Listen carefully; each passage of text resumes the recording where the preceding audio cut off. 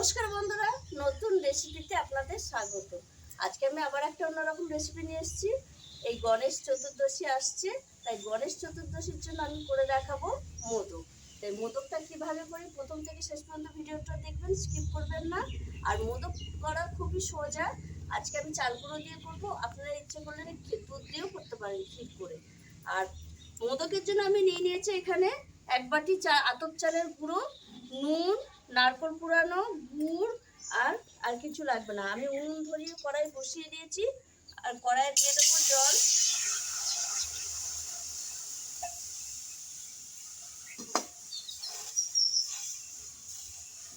জলের মধ্যে আমি একটু নুন দিয়ে দেবো।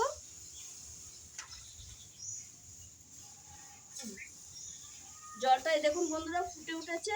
এবার আমি চাল গুঁড়োটা দিয়ে এরকম নাড়তে থাকবো, আর জলটা ফুটলেই তবে চাল গুঁড়োটা দেবেন, না হলে কিন্তু দলা পাকিয়ে যাবে। এবার আমি ফুটন্ত জলে এইভাবে চাল গুঁড়োটা দেবো আর নাড়তে থাকবো।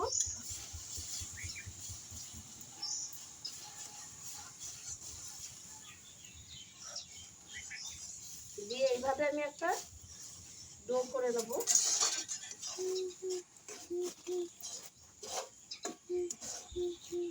এইভাবে আমি একটা ডো করে নেব।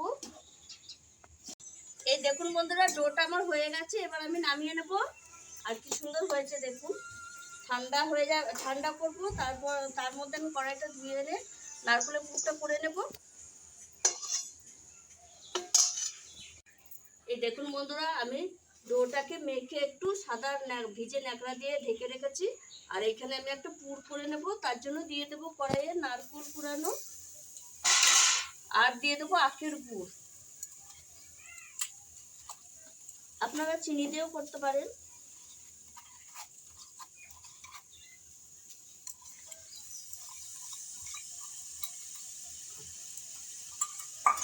আমি পুরটা করে নেব।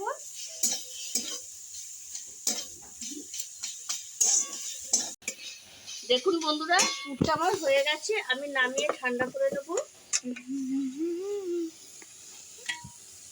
দেখুন বন্ধুরা, এবার আমি মোদকের শেপটা করে নেব।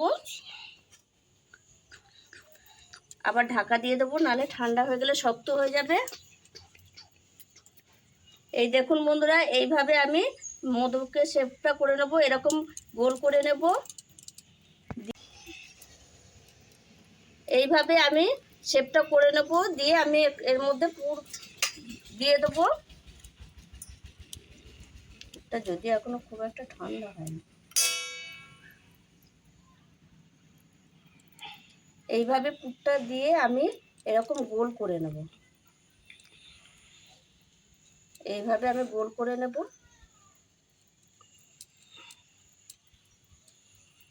দিয়ে এইভাবে আমি পাকিয়ে নেব। এইভাবে আমি গোল করে নেব প্রথমে, তারপরে শেপ করব। দেখুন বন্ধুরা, পুরটা ভরে আমি এরকম গোল করে নেব। দিয়ে এবার আমি একটা মোদকের শেপ করে নেব। মোদকের এইভাবে শেপ করব, ছাঁচ ছাড়াই করব, হাতেই করে নেব। এই দেখুন বন্ধুরা, এইভাবে এরকম একটা শেপ করে নেব। আর এই চামচের সাহায্যে একটা সুন্দর ডিজাইন করে দেব। এইভাবে আমি সুন্দর করে একটা ডিজাইন করে দেব। আর প্রত্যেকটা মোদকে আমি এইভাবে তৈরি করে নেব। এই দেখুন বন্ধুরা, এরকম ডিজাইন করে নেব। প্রত্যেকটা মোদক আমি এইভাবে শেপ করে নেব।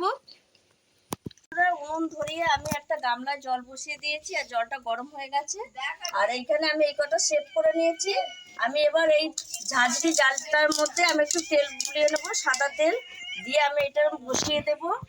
আর যে কটা শেপ হয়েছে সেই কটাই আমি ঢাকা দিয়ে দেবো। দিয়ে ভাপে এরকম ভাবে ভাপে দিয়ে ঢাকা দিয়ে দেবো। তারপর বাদ বাকিগুলো পরে শেপ করে নেব।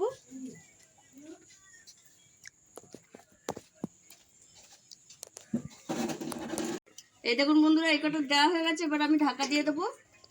এটা 10 মিনিট রাখবো, দিয়ে নামিয়ে দেবো। আর বন্ধুরা 10 মিনিট হয়ে গেছে।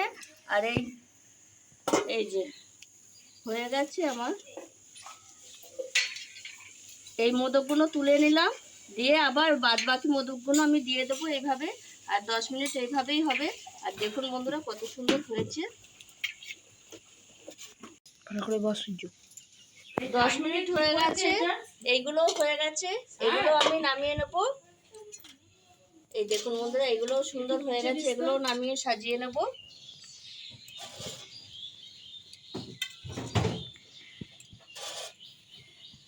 এটা প্রসাদের বাটি। দেখুন বন্ধুরা, কত সুন্দর হয়েছে মোদকগুলো। আর আপনারা এইভাবে বাড়িতে মোদক করে নেবেন। আর ভেতরে পুর ঠাসা, ভেতরটা আমি ভেঙে দেখাচ্ছি। এই দেখুন, পুরে ঠাসা। খেয়ে বল সূর্য, কেমন হয়েছে মোদক?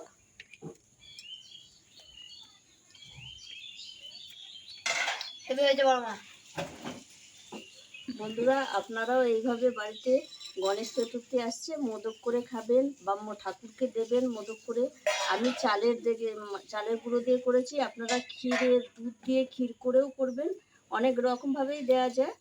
আর আমার এই মোদকের রেসিপিটা যদি আপনাদের ভালো লেগে থাকে, তাহলে লাইক করবেন, শেয়ার করবেন, সাবস্ক্রাইব করবেন।